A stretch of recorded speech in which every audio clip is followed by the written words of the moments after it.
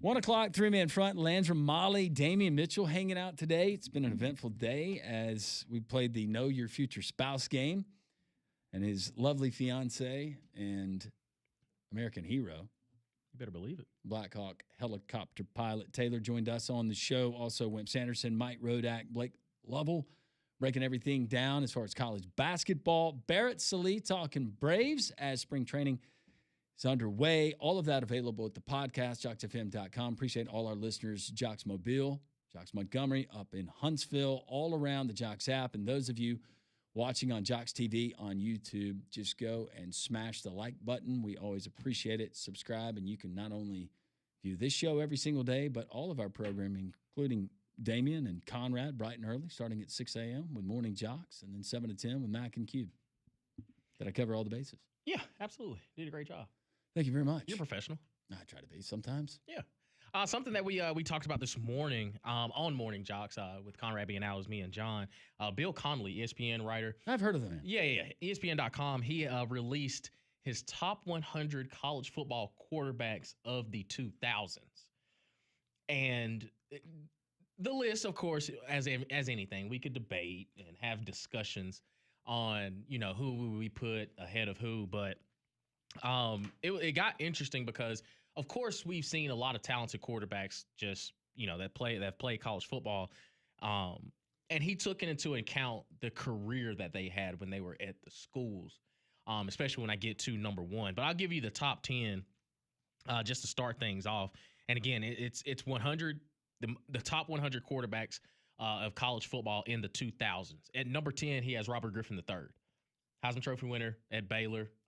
I get it. Like, when you think of just the success or lack thereof that they had at Baylor, when he was there, he was rocking. I'll give him that. Now, I'm not the biggest fan of him commentating, but when he was playing, he was the truth. Offense was definitely conducive to his skill set. Oh, 100%. Look at his career stats: 10,366 passing yards, a 67% completion rate, 78 touchdowns, only 17 interceptions, and almost 2,500 rushing yards. Yeah, like he was an athlete. He definitely.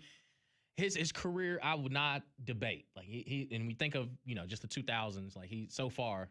I do feel like some of this, though, and you have to do it because we've seen so many and how offenses and the evolution of offenses in college football, but a lot of these dual threat running quarterbacks. Oh, yeah. Are you going to take into account more of that versus back in the old days, a guy that maybe passed for 73% completion rate, didn't throw many picks, put up incredible yards, but you ran the ball back then a lot more. Right. You didn't have the running quarterback, or it wasn't the, what do they call it, the scatter shot or whatever, where you're just running around and you're looking for somebody to pop open. You don't have that, so it's subjective. But right. I don't have a problem with Robert Griffin being there at number 10. I also wouldn't have a problem with Johnny Manziel being at number 10. Yeah, and we'll talk about the omissions a little bit later, but just going through the top 10. Number 9, he has, to me, arguably the best quarterback of the 2000s. That would be Oregon quarterback Marcus Mariota. Okay. You like Marcus. It was the truth, man. It was the truth. He was good. He was great. But you talk about him like he's Thomas Edison or George Washington Carver. Like this. No, he's great, man. He's great. He was great. All right, compared to Robert Griffin, he had 3,000 less career passing yards. He was right there at the completion rate of 67%. 105 touchdowns. That was pretty good. 14 interceptions. Exactly. And about the same rushing yards with 4 less TDs. And again, that's just my personal opinion. Number 8, he has Lamar Jackson at Louisville. Now, does Taylor know about your relationship with Marcus Mariota? I'm just wondering. I don't think it's ever come up in conversation. You would get the hall pass. No, it ain't that deep. Nah, it seems it like ain't that deep. I'm telling you, we strictly ball. Strictly ball. Who is number 8? Lamar Jackson. Who? Lamar Jackson. Oh, yeah. Quarterback of the Baltimore Ravens now, but when he was in college, the Louisville Cardinals. I don't have a problem with it because, I mean, when you look at especially his Heisman year, he was cooking. Like, he was something we had never really seen before. And he's did it at Louisville. We've seen a lot of electric players play college football. Right. A ton. One of the most electric that I can ever remember. Oh, and here's the thing. I didn't know how he was going to fare in the NFL. Right. But that is one guy that I wanted to watch play college football for 10 years. Bro. It's unreal. Like PlayStation modeled their control panel after him. Literally, whatever play call I had was going to work with Lamar Jackson at quarterback. Which, and again, he did it at Louisville of all places. Like, it's not like he was, in the SEC. But again, I think he would have done the exact same thing even if he did play in the SEC. At number 7, we have former Texas A&M/Oklahoma quarterback Kyler Murray. Me and him same height. So I got a ton of respect for Kyler Murray when he was in college. Short kings. Me, him, Bryce Young. I think he's technically, Combine says he's taller, but go ahead. Barely. All right. Do you play Call of Duty too or whatever? No. I'm not big on that. You guys game together at night? No. Now, if he played NCAA or Madden or something, I could probably see. But no, Kyler Murray. And to be honest, when you look at just his career stats, they're not that eye-popping. They're not. But I think the 1 year that he had as the starting quarterback there at Oklahoma, he parlayed that into being the number 1 overall pick. But wasn't that the year that Alabama? Oh yeah, they beat the Braves. Had their way with them. Yeah. I disagree with that. That Kyler Murray at number 7, I think that is a reach. Oh, it's all good. Number 6, Deshaun Watson at Clemson. Give me Bill's email. At Clemson, Deshaun Watson. Deshaun Watson at Clemson. Yes, I agree with that. At Clemson, yeah, he was good. He was good. At number 5, they have Joe Burrow.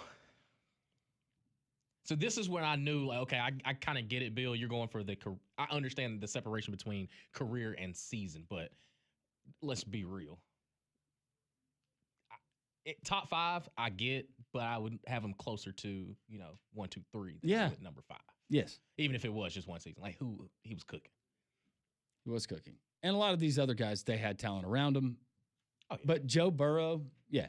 Yeah. That he's top 3. Yeah, that engine doesn't go without him. Coming in at number 4, former Florida quarterback Tim Tebow. He was good. He was. I think Greg McElroy have something to say about that. Number 3, former Texas quarterback Vince Young. Yeah. Would you take him or Colt McCoy? Stop. It'd be Vince. Yeah, I don't. Again, top 5. He looks better getting off the bus. Yeah, and that's the thing too. Like, I'm not going to disrespect what Vince Young did when he was at Texas. I mean, he knocked off arguably one of the greatest college football teams ever at USC in the national championship there in the Rose Bowl. But I would take Joe Burrow over Vince Young. But it wouldn't be like if you had to give me one or the other. I'd take Burrow over Vince Young. Right. So coming in at number 2, somebody we know and love here in the state of Alabama, that would be one Cam Newton. And that's why when he says, I'm taking the career into account, you saw 1 year of Cam. But it was the best. The best.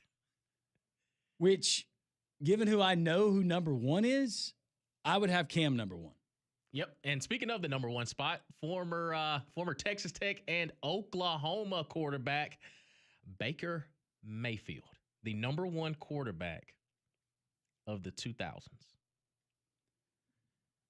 It's hard to argue with the passing yards, the 131 touchdowns and 30 interceptions. That is insane. Over 1,000 and change rushing yards and 21 touchdowns. Conley says Mayfield had the best career. Right. Newton, Young, and Burrow had the best seasons. Yeah, I get it. It's tough for me to look at Cam Newton and to look at Joe Burrow and to see Baker Mayfield ahead of them. Right. Even though I told you after I watched the documentary, I was never a really big fan of Baker Mayfield. Yeah. But after watching that, I like the guy. Yeah, and that's the thing, too. I think when you look at just his overall career, and kind of when we discuss the talent around the quarterback, that's why it's hard for me to not have Cam Newton number 1. Whether it was a season, like if we would have gotten a career, that would have been awesome. But when you look at that one specific season that Cam was there, like that team, again, no Auburn fan, I'm not trying to be disrespectful, but if you did not have Cam Newton on that roster, you're 7-5. And that's on a high, like that's a high 7-5. Like that's just being generous. Yeah, let's just look at the wideouts.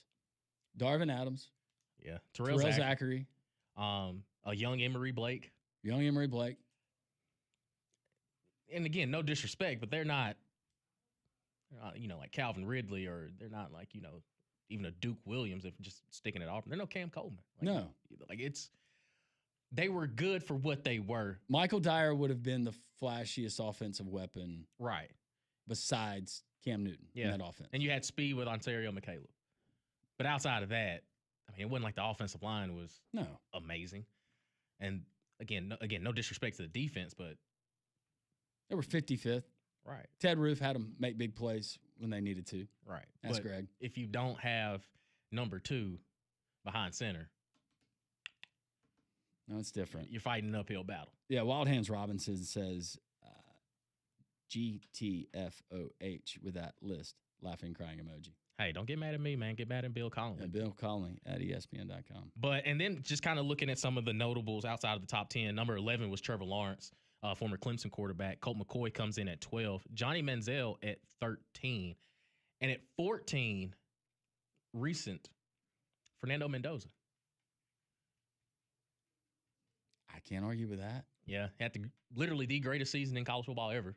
Nobody's ever done it. And just because he's so likable, I want to put him in the top 10. Yeah. Sam Bradford at 16. Okay. Right. All that, the Oklahoma quarterback list, and it's a credit to them, but it all runs together. Exactly. And that's kind of been my biggest thing about the Oklahoma situation is it didn't matter who you put in there. The same with Ohio State. I just assume that the system is made for you to go out there and have success, and it'll be hard for you not to have success. And I think Sam Bradford was kind of like I guess you can go back to Josh Heupel, but like. Not that he wasn't good, but I feel like it benefited Jalen Hurts to go there. Yeah. And speaking of Jalen Hurts, he comes in at number 32. Ahead of Tua? No, excuse me, number 29. Is he ahead of Tua? No, Tua was 23. 23. Tua Tagovailoa was 23. Bryce Young, 21. See, I hold Bryce Young in a very high regard. Like, I honestly think he's the best Alabama quarterback that's ever played there. I've always felt like that. Because, again, when you look at the whole landscape of it all at his size and what he was asked to do, like, he made Alabama right in a lot of situations. Yeah. He had to run around a lot and create a lot. Right. More than he should have. Mm-hmm. And again, like and still made it look easy. Right. And I know Conrad loves Tua. I look at the pieces that Tua had around him. Like he could just throw it up there and somebody's going to go get it. And Mac Jones is actually on this list too. I think Mac Jones is number 45.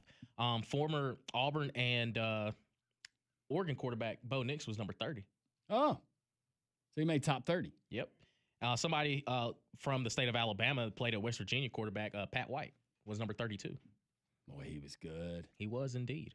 He's good. But I'm looking like a Dak Prescott at 81. Would you have him over Diego Pavia? Oh. Just in their time in college. Would you rather have I almost said Dakota, but Dakota Prescott or Diego Pavia? I think I'll go Diego. Really? Just overall value and what he means to his team. See, I don't think, and this may be a hot take, but I'm coming at it from an emotional and leadership standpoint. True. But I think on the field, talent-wise, especially when they were in college, there's nothing that Diego Pavia did that I don't think Dak Prescott could have done. Agree on that. Yeah, but I get what you're saying as far as overall impact. And if we're splitting hairs between the two, then I give Diego Pavia the nod just because of leadership, and it's Vanderbilt and what they were able to do in 2 seasons. You know where Diego Pavia lands in this? No. Number 36. Ooh. Do we get a social media post from him? F. Bill Conley and all of you others. Right. Had me at 36. 36. Stetson Bennett came in at number 44. That's amazing. 2-time national championship. Yeah. And 45 was Mac Jones. You're taking Diego Pavia or Mac Jones? I'm taking Mac. Yeah. Right. I'll take Mac. Eli Manning at 54. I saw him play games when he was at Ole Miss. He was not trash then, Damian. No, he wasn't. He was pretty good. He was number 1 overall pick, brother. I don't have a problem with him at 54, though. Jackson Dart at 62. Oh. Yeah, I don't know if I agree with that one. I think he should be closer to 99. Patrick Mahomes at 66. See, that's where, okay, I understand why he did it in his career, but looking at Patrick Mahomes now, it feels like blasphemy. Mm-hmm. A.J. McCarron comes in at number 76. Okay. I have an issue. And again, I know a lot of people hold him in high regard, But I didn't realize until this morning how high people have A.J. McCarron. Like, there were some people saying, like, he's the best quarterback to have ever played in college. He was really good, and that was a really good period of Alabama football. For sure. And Dak Prescott comes in at 81. Coming in at number 92, Hendon Hooker. Man. For the transfer portal for one guy in his career, if I had a top 5 list of who the transfer portal has done more for, Hendon Hooker's in the top 5. Oh, for sure. Virginia Tech guy. I think I remember his stat line, Damien, from when he was in Blacksburg. He was like 13 touchdowns, 9 interceptions. Right. He rolls into Tennessee, and then all of a sudden Alex Golish and Josh Heupel get that thing rolling, and he looks so good. Yeah, and then we got Joe Milton. Shadur Sanders came in at number 87. For what it's worth. Yeah. But Concussion protocol was instituted there with the Tennessee band when Joe Milton was a quarterback. If you were playing the tuba in the third row and Joe was lining one up, you better be awake, brother. You better have that head on a swivel. Who he has at number 100,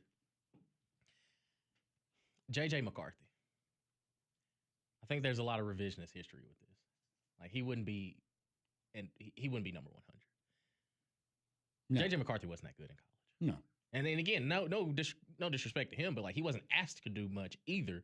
But also just overall talent, I think anybody could have done just about what he did for Michigan. You think he's getting more just because of where he was drafted, like when he was post college?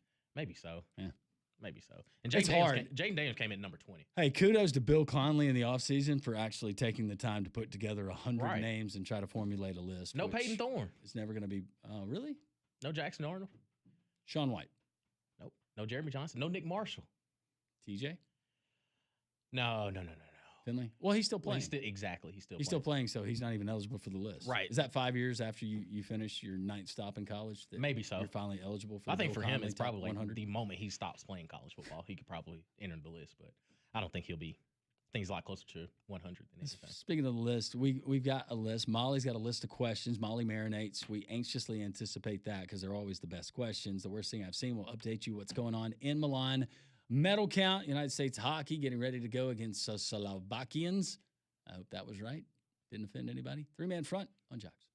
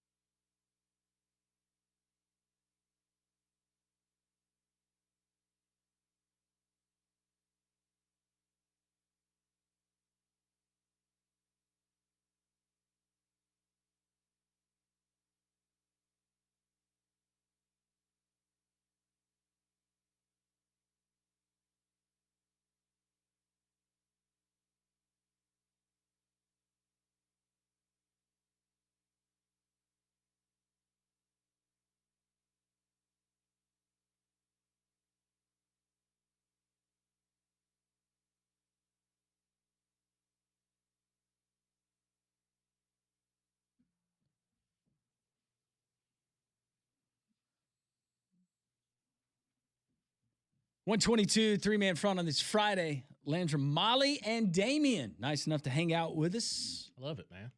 I love it. We enjoy hanging out with you. Yeah. We enjoy hanging out with all of you. Let's go. Thanks for joining us. Wimp Sanderson, Mike Rodak. We had Damien's fiance join us for the spouse game. She was a good sport about that. Blake Lovell of Southeastern 16 and Barrett Salee talking Braves, baseball. As we got the Olympics going on right now, the last count, it was United States with 27 medals. The Norwegians were trying to run away with it. Or they are running away with it, skating away with it, skiing away with it, shuffling away with it. But second place, not bad. Yeah. And we still have the men's hockey semifinals coming up. By the way, the Canadians, they did come back to beat the Finlandiers. Finish. There you go. Thank you. Yeah, it's all good. They were trailing 2-0. Mm-hmm. They came back to win 3-2 with a goal right there at the buzzer. So they will await the winner of United States and Slovakia. You gotta lean on that one. Nope. But speaking of leaning, watching speed skating right now, and you got Cameron Lute. We just had somebody go into the wall in turn 3, and now you've got Lute running 4th. Is this restrictor plate? I have no idea. He is mighty close to that guy's restrictor plate. That's something right there. How do those guys not get crossed up on their skates? Because their moves are so finite, right, going around those corners, and you got those long skates. I guess that's why they're Olympians and they train. Exactly. Yeah, looks like the Chinese are. Anyways, it happens. Yeah, we'll keep you updated. Yeah. 205-834-9450 on the text line, 800-239-WJOX. The latest bracketology is out. Good news for the SEC, at least entering the weekend, according to ESPN. Run down some of those teams. Florida right now listed as a 3 seed. Alabama, I think solidly is a 4 seed, but potentially Bama could get up to that 3 line. You had to have moving parts ahead of them. Arkansas, Vanderbilt, Tennessee, they're all 5 seeds. You got Kentucky right now as a 6 seed, according to ESPN. Texas as a 9 seed. Georgia and Auburn, along with Texas A&M, as 10 seeds. And Missouri with a nice win over Vanderbilt. Oh, Missouri. They're listed as an 11, and they would have one of those plans. And I was interested to hear what Blake was saying about Missouri. It's, man, your non-con, it just isn't as strong, but you've got some great wins within conference play. So I look at what the SEC has done. Yeah, that middle of the pack, it is. I mean, it's really a dogfight. Like, it really is, of just trying to figure out where you're going to be seated at. But I think 10 teams for the SEC is the sweet spot. And I mean, really and truly, Auburn, you've got to win out to just feel confident and comfortable. Like, hey, we're in for sure. Because, man, like, you're gonna have some opportunities like Kentucky. You got Alabama, but like a couple of these games, man. Like, again, that Mississippi State loss on Wednesday did more damage than anything. No doubt. Yeah, and it's like Blake Lovell said, you're still hanging in the balance because that's really your first true bad loss, right?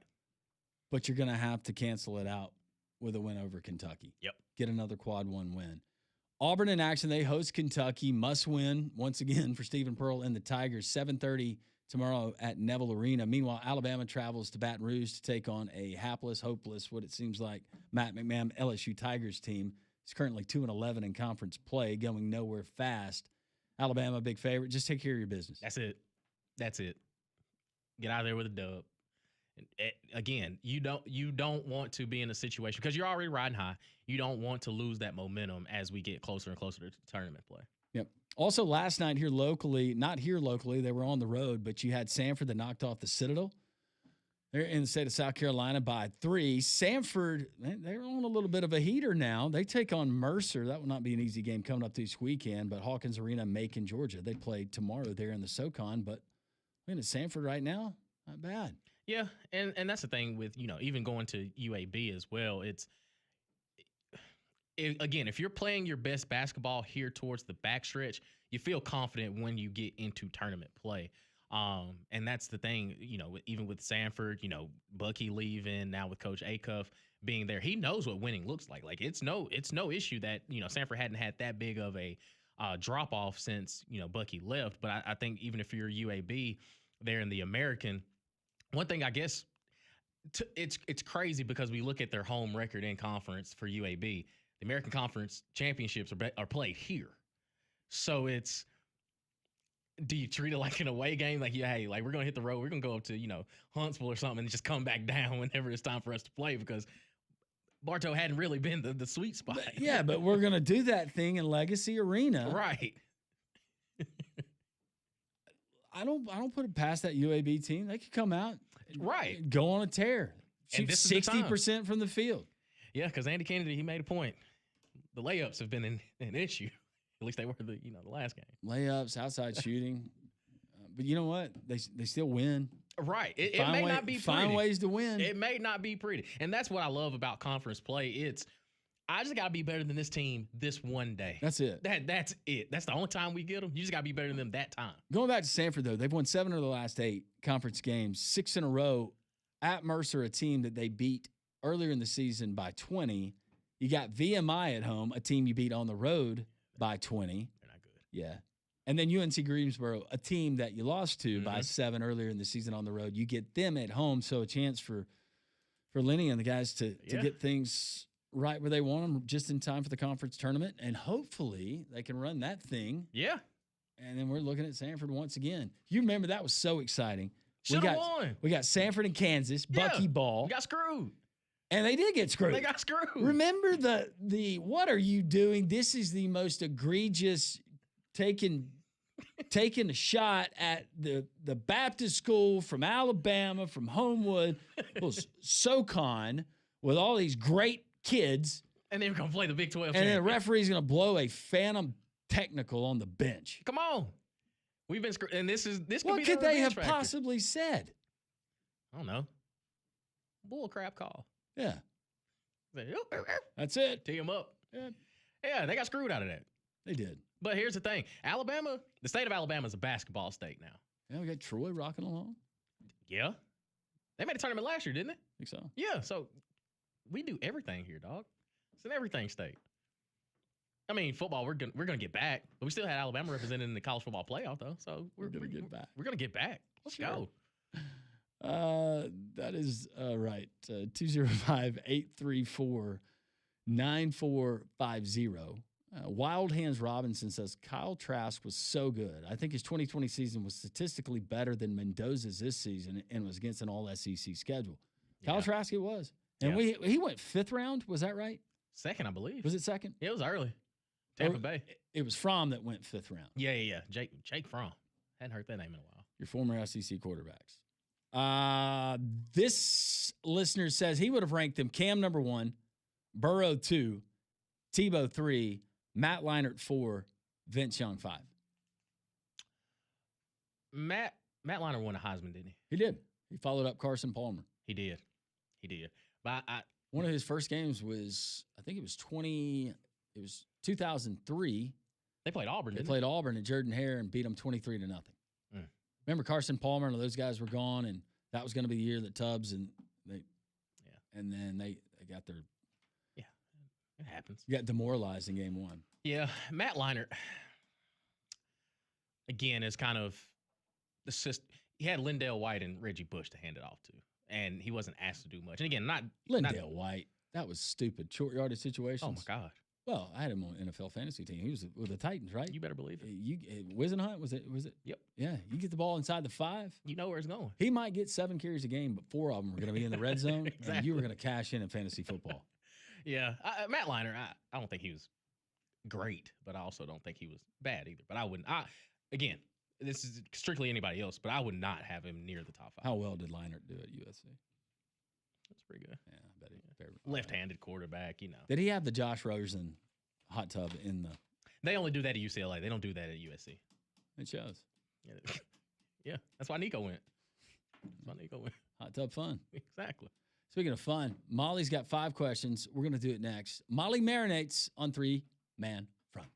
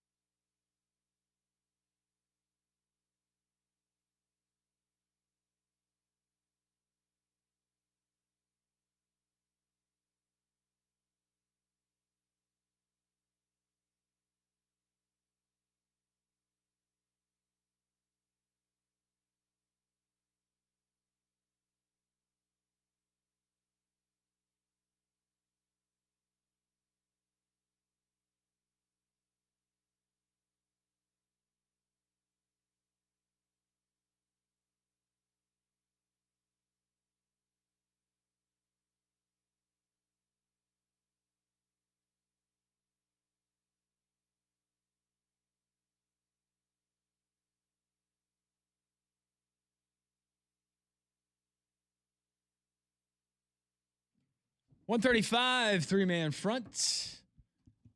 We did have Don that passed a note along. He texted into the text line. He is at high school basketball action. We have the playoffs going on leading up to Legacy Arena in just a couple of weeks. We will get that fantastic event that the state of Alabama and the AHSAA put on and do such a wonderful job with all of the platforms across all sports here in the calendar sports year. But he did want to report that my alma mater, the Homewood Patriots, they beat Mountain Brook today. Wow. 52-40 was Don's report. I'm trying to confirm. Not that I but I want somebody to question me on what the actual score was. But 52-40. Let's go. Was what Don texted in. So other people asking for scores, I will try to get those as soon as I can. Might as well. Trying to put up 2A girls score. Can't find it. Just give us some time. Yeah, just give me some time. We got some time. Molly's had time to try to craft some questions. We're going to try to answer those. This is Molly Marinates.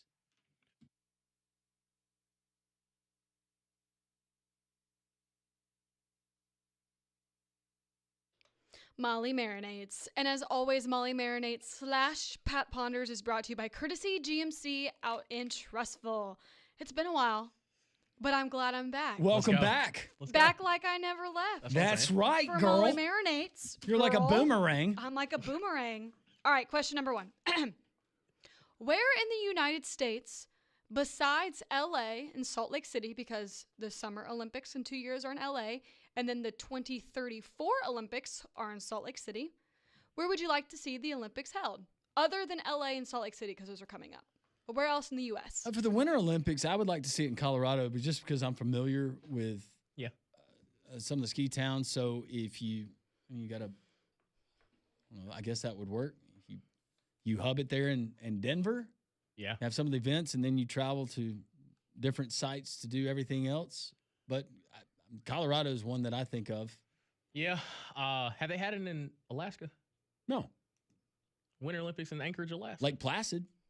Yeah. Which, watching the videos of Lake Placid back then, it looked like some towns in Alaska. Yeah. I'll say Alaska. See, I was thinking Denver, and then maybe you could go other place. I mean, obviously Denver has fantastic skiing and around Colorado, Right. but I would love to see somewhere like Big Sky out in Montana or even the Tetons in Wyoming. Yeah. Obviously, I don't think you could do every single event out there, but at least for some of the skiing, the snowboarding, I think that'd be sick. What about Summer Olympics in Miami? Ooh, Oh boy. yeah. You got to lock Olympic Village down. Do you? Yeah, you Yeah. do. 'Cause Oh, Miami's no. kind of Yeah. crazy anyways. Yeah, but man, they want to settle down around there. Some of those track stars, Oh yeah. hamstring's gonna be a little tight. I do have a side question. Okay. And I'm posing this, but why do we get this story every year about the Olympic Village? Every It happens. Every 2 year. year. Yeah. It happens. Have they done studies on why? Or is it just beautiful people in really good shape getting together and you're never going to see them again? Never gonna see him That's again. probably what it is. Is that what it is? Yeah. Probably from a different country, maybe. Right. You know. I'm just saying, man. Think about this. Since you said Miami, think about all the NBA players that say like their favorite road trip to go is playing Miami Heat.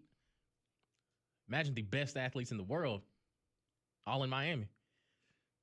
Oh, when I was thinking of Miami, I was thinking of all of those Yeah, things. man. It's USA might have an advantage because we know what to expect down there. But you bring some of them Japanese and some of the Australians down to Miami, boy, it's gonna get wicked. They're like, Yeah, whoa. but then you go to the opening ceremonies and they're like, why are we going in the middle of nowhere to this stadium to do this? The city's way back that way. Why are we off in an industrial park?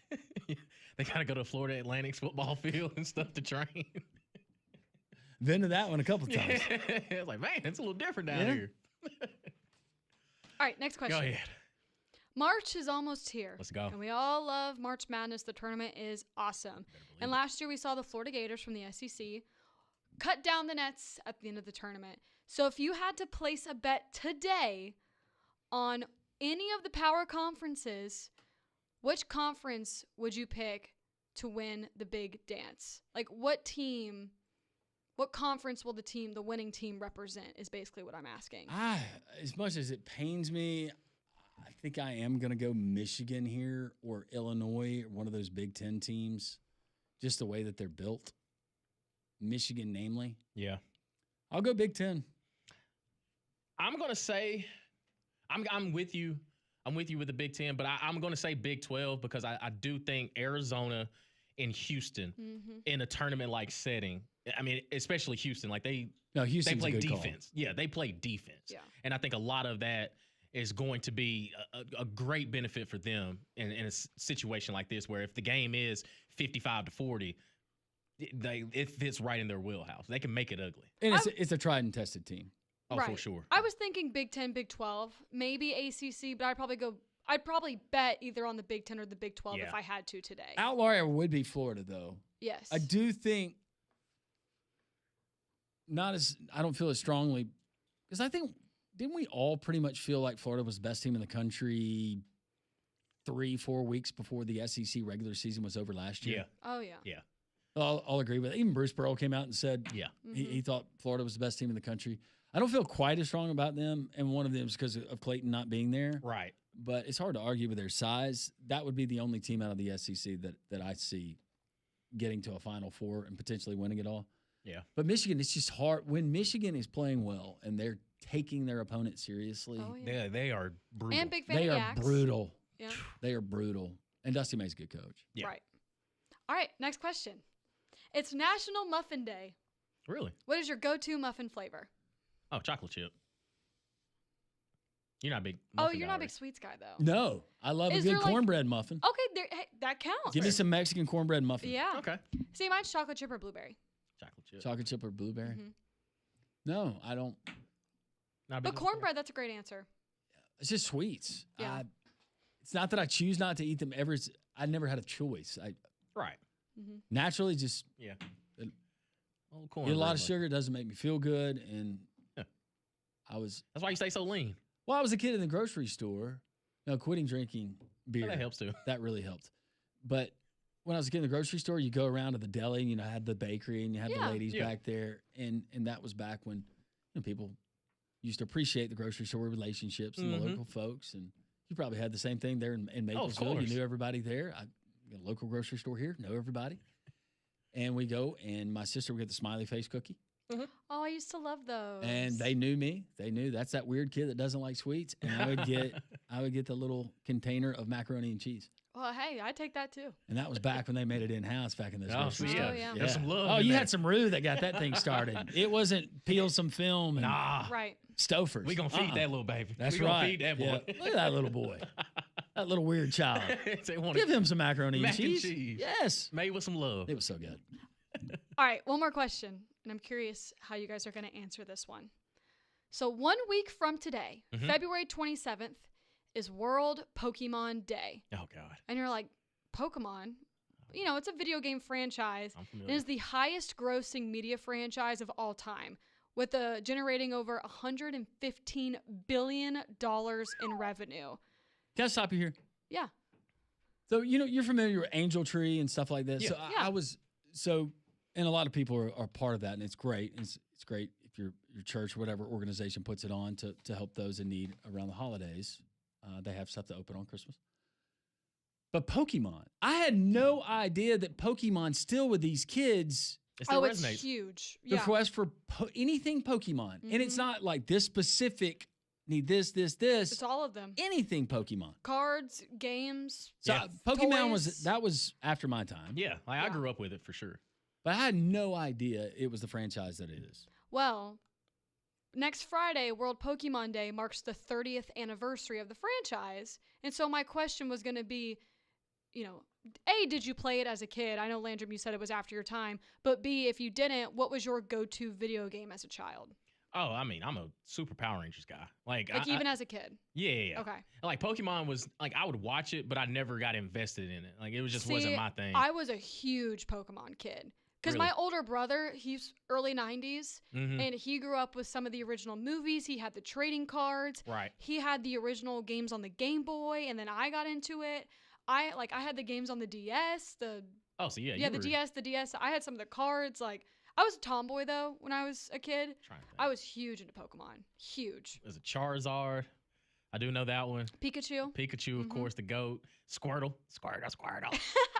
Squirtle? Squirtle. But yeah, so Probably like Pokemon or Mario were my like two Yeah, yeah. go-to video games. And you said yours was Power Rangers? Oh, yeah, for sure. Okay. Landrum, did you have one? I did. I actually remember Atari when Atari was still around, Okay. but Nintendo was really my. Oh, yeah, that was your speed. Oh, yeah. Well, that was my. It was the mid '80s. Yeah. Didn't have many choices. No, so you got the game, you got the console. It came with Super Mario Brothers. You got Duck Classic. Hunt, Classic. and then TNC Surf Design. That was a favorite. It was- You surf or you're on a skateboard and you're navigating and doing Oh. different things. Yep. That's kind of one under the radar games. Mm-hmm. Gotcha. Contra. Everybody knew the code to Contra. Up, up, down, down, left, right, B, A, something, start. I think that was the code for unlimited lives. Okay. Sweet. But Tecmo Bowl, Of course. RBI baseball, double dribble, 10-yard fight. I loved backyard baseball. anything that involved sport. Right. I was in. Yeah. Yeah. But we also had Wheel of Fortune, we had Jeopardy. Oh, yeah. Okay. But I saw that Friday's the 30th anniversary, and I did some more digging. Highest grossing media franchise that's at insane. 115 billion. Number 2 is Mickey Mouse and Friends with 61.2 billion. Oh, that's a big So gap. Pokemon is almost double. Isn't that crazy? I would have That's never insane. guessed that. Well, neither. But I will guess that now because those things are. They're still, yeah. It's They're still not. very And like the relevant. resurgence of Pokemon Go back in, what was that, 2016? I was in Yeah. high school. Yeah. God almighty. Like, Did, it was y'all, insane. did you guys, my wife, when she was a kid, Beanie Babies were big. I had Beanie You Babies. did the Beanie Babies? Uh-huh. Nah. And I had Build-A-Bear. I loved Was there a Princess Di Beanie Baby? I don't know. That was before my time. If you come across one, let me know. Okay. I'm just kidding. Trying to And have a that's question. Molly Marinades. Thanks, Molly. Yeah, thanks, We appreciate guys. that. That's fun. All right, we see good, we see bad. Ooh, got one for you. Hopefully you can't relate. The worst thing I've seen is next.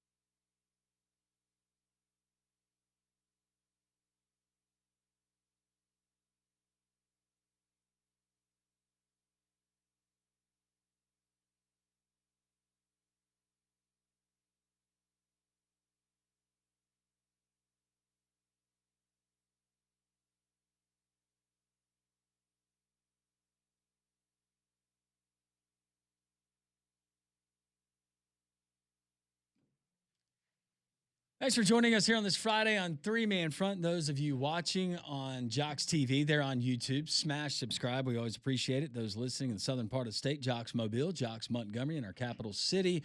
Right here in central Alabama, Tuscaloosa, hello. And then up in North Alabama in Huntsville. Anywhere you travel, you can always take the Jocks app with you. Don't miss a second of programming live. It all gets started here each weekday morning, beginning at 6 a.m. And Jocks TV there, just smash the subscribe button there on YouTube.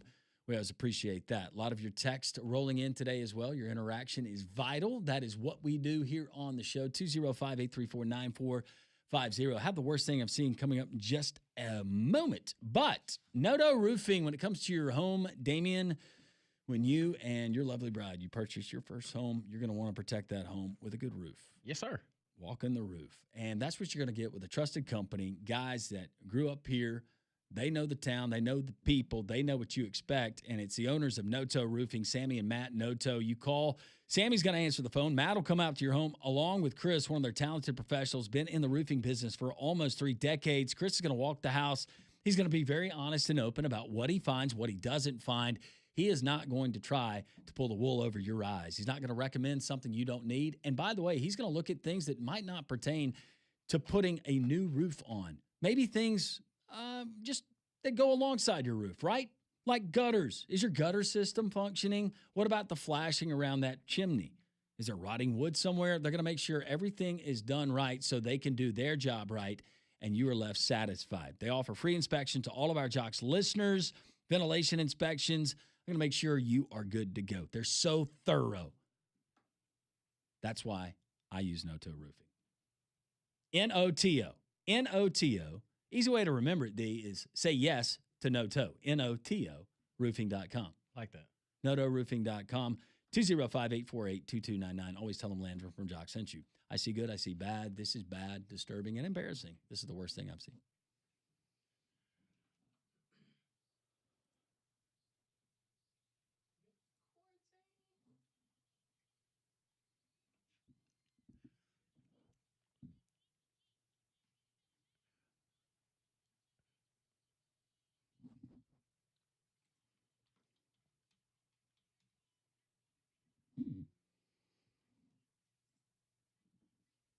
All right, kids, let's take a skip across the pond. That would be the Atlantic. Let's head over to the UK. Let's go. Shall we? Amazon, they deliver there too. Bezos, he's got quite the business model. But not good news for one of his drivers. Oh, boy.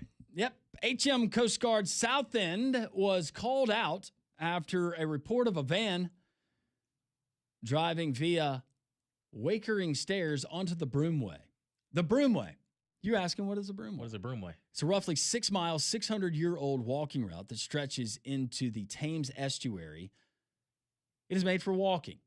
Mm-hmm. Walking. So, like, basically a Amazon 6-mile sidewalk. That is, yeah, it's yes, right. It's not intended for vehicles. Should only be attempted on foot with a guide familiar with the surrounding mudflats.